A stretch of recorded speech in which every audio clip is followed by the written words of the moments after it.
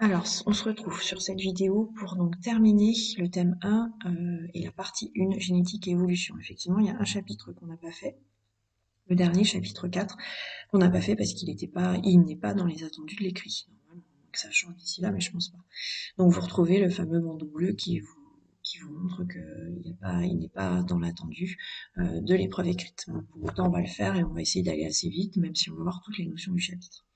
Donc ce chapitre 4, il a pour vocation d'étudier des mécanismes qui vont intervenir dans la diversité du vivant, comme les mécanismes qu'on a vus lors du chapitre 1, 2 et 3 de la grande partie génétique, sauf qu'on va voir que ces mécanismes ne font pas intervenir les gènes, c'est-à-dire qu'on ne va pas se baser sur la génétique pour contribuer à la diversité du vivant. Alors on va voir ça en 4 points.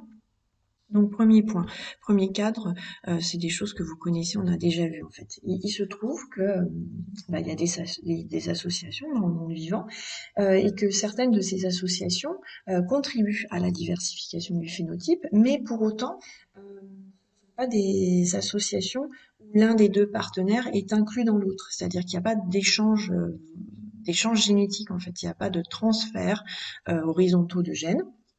Par contre, ces assemblages, ils sont beaucoup, ils sont beaucoup plus compliqués qu'une simple juxtaposition. Hein. C'est pas une simple juxtaposition, et on va voir que ces assemblages permettent l'apparition de nouvelles propriétés, des propriétés propres à l'association, donc qui n'existent pas ni chez l'individu A, et admettons que ce soit l'assemblage d'individu A et l'individu B, eh bien ce sont des propriétés qui n'existent ni chez l'individu A seul, ni chez l'individu B seul, mais qui émergent que lorsque les deux individus rentrent en association. Donc ces associations, vous les connaissez, hein, on en a déjà vu, on a vu par exemple l'exemple des symbioses avec les mycorhizes sur les racines. Donc ça va être des associations avec des bénéfices réciproques qui peuvent se traduire aussi par de nouvelles formes de vie. On va voir le cas des lichens par exemple, où on dit que 1 plus 1 égale 3, parce que ça donne une nouvelle dimension, en fait, de nouvelles propriétés ou deux individus qui s'assemblent.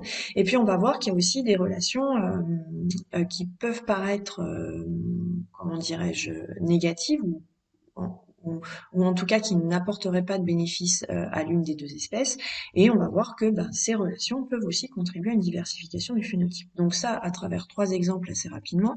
Donc le cas des symbioses, vous les connaissez. Les symbioses entre espèces différentes apportent des avantages aux deux partenaires et augmentent leur capacité de survie. Donc on a le cas des endosymbioses qu'on a vu, qui là sont transmises entre générations. Donc là, c'est des interactions qui s'établissent et qui modifient le génome des partenaires. Mais là, on n'est pas dans ce cas-là. Nous, ce qu'on envisage dans ce chapitre, c'est plutôt les associations symbiotiques non héréditaires, c'est-à-dire qu'on ne va pas avoir modification des gènes. On a le cas, par exemple, l'association symbiotique entre un champignon et une algue, qui va donner une nouvelle espèce, le lichen. Et cette nouvelle forme de vie possède son propre phénotype, qui n'est pas juste la simple association du phénotype de l'algue et du phénotype du champignon, mais qui est vraiment un nouveau phénotype avec de nouvelles innovations qui vont permettre à cet ensemble d'espèces, à cette symbiose, de coloniser de nouveaux milieux de vie et de coloniser des milieux de vie très hostiles, avec des conditions de vie, de luminosité ou de pH très extrêmes. On peut avoir un autre exemple de symbiose, c'est le microbiote intestinal, pardon. Donc là, les bactéries qui vivent dans notre intestin et qui facilitent d'une part notre digestion, qui renforcent nos défenses immunitaires et d'autre part qui vont se nourrir à partir de certains éléments digérés. Donc ce microbiote intestinal, il n'y a pas de transfert génétique de ce microbiote intestinal. Ce transfert se fait mécaniquement par contact lors de l'accouchement, puis ensuite lors de l'allaitement, et ce microbiote continue à se diversifier durant toute la vie de l'individu. Et puis on a le cas de ces fameuses relations entre pathogènes et hôtes, donc des relations qui ne sont pas bénéfiques pour les deux espèces. Et bien là, par exemple, le cas de la guêpe d'Inocampus coccinellae et de la coccinelle associée. Donc en fait, ce qui se passe, c'est que ces guêpes vont pondre un œuf dans l'abdomen de la coccinelle, et pendant le développement larvaire d'une vingtaine de jours, le parasite, donc qui est pondu dans la coccinelle, va s'alimenter des tissus de son hôte, tout en diminuant ses défenses immunitaires. Donc en fait, la coccinelle, elle peut pas se défendre. Et la larve de la guêpe va ensuite s'extraire de l'abdomen de la coccinelle, donc comme si la coccinelle accouchait de la guêpe, pour autant sans la tuer, et va tisser autour de la coccinelle, font concon, donc, enfin pas vraiment autour de la coccinelle, sur les pattes de la coccinelle, ce qui fait que la coccinelle va être en partie paralysée et elle va être obligée de rester là à côté de la larve de guêpe et en fait elle va la garder, ça va être son garde du corps. Et puis à un moment donné, eh bien la métamorphose va se faire et la guêpe adulte eh bien, va apparaître et on voit que dans près de 25% des cas, la coccinelle survit à cette agression et va reprendre une vie tout à fait normale. Donc là, forcément, ça apporte un gros avantage à la guêpe, hein, avec une pérennité de sa reproduction, c'est-à-dire que sa reproduction va se faire bien plus facilement en association avec la coccinelle que sans. Alors ensuite, la notion de phénotype étendu. Donc la notion de phénotype étendu, c'est quelque chose qui a été mis en évidence par Richard Dawkins en 1982. Pour vous faire comprendre cette idée de phénotype étendu, j'ai pris l'exemple du jardinier satiné d'Australie, qui est un oiseau de couleur bleu nuit. Alors en fait, cet oiseau, il passe une bonne partie de l'année, alors le mâle, hein, à préparer une chambre nuptiale qui va s'ouvrir sur un jardin qu'il va orner. Alors il orne de plumes, de son propre plumage, de coquillages, et on voit même dans les régions urbanisées, il va récupérer des capsules, des fragments de plastique, alors toujours prioritairement choisis pour leur couleur bleue. Et en fait, une fois le nid préparé, il va inviter la femelle à y entrer, ce que cette dernière va accepter ou pas.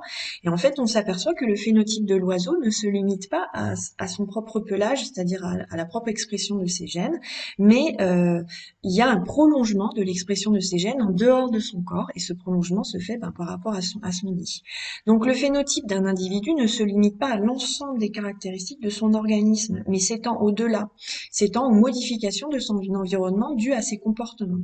Et ça, c'est la notion de phénotype étendu. On peut ainsi inclure dans le phénotype étendu des animaux, euh, leur construction à partir de composants inertes au milieu, leur élément de parure aussi, et certains de leurs comportements. Et ça, c'est la poursuite de l'expression de leurs gènes, mais en dehors de leur corps.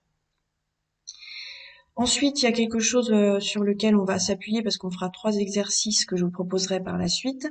La transmission des comportements acquis. Alors là, ça permet aussi la diversité des individus, c'est-à-dire qu'on va par l'apprentissage, acquérir un nouveau comportement. Donc c'est le fruit de l'expérience individuelle, hein. La transmission d'un comportement acquis au sein d'une population peut s'effectuer par transmission horizontale, c'est-à-dire entre individus du même clan, ou par transmission verticale, entre individus du même clan, mais des ascendants aux descendants. L'apparition de nouveaux caractères et la différenciation des comportements transmis au sein de la population, c'est bien sûr une source de diversification.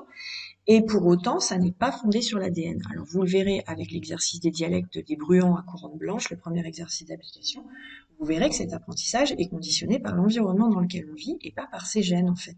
Donc on peut très bien, par l'apprentissage, acquérir de nouveaux comportements qui ne sont pas ceux de nos parents génétiques, mais qui peuvent être ceux de nos parents adoptifs.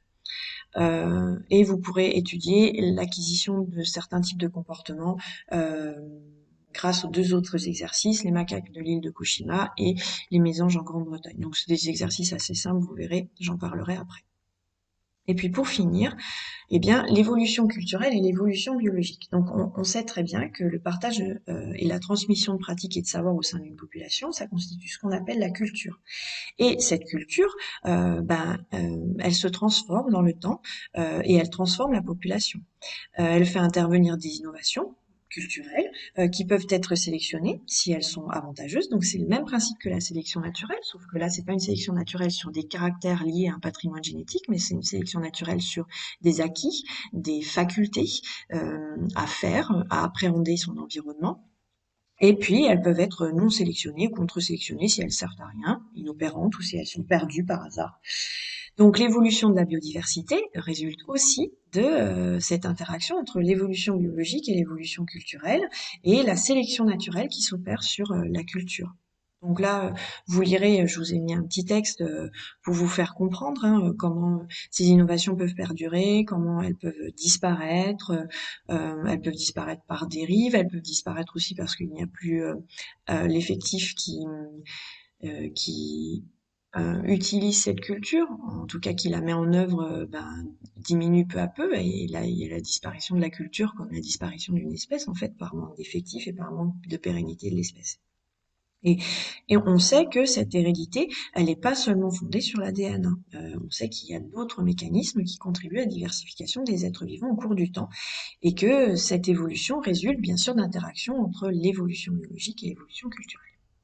On se retrouve dans la deuxième vidéo pour les exercices où je vais vous donner quelques explications. Et là, je vous donne pas, il n'y a pas de format PDF ajouté à cette vidéo puisque vous avez le cours normalement avec vous. Bien sûr, je reste à votre disposition s'il y a des choses que vous n'avez pas tout à fait compris.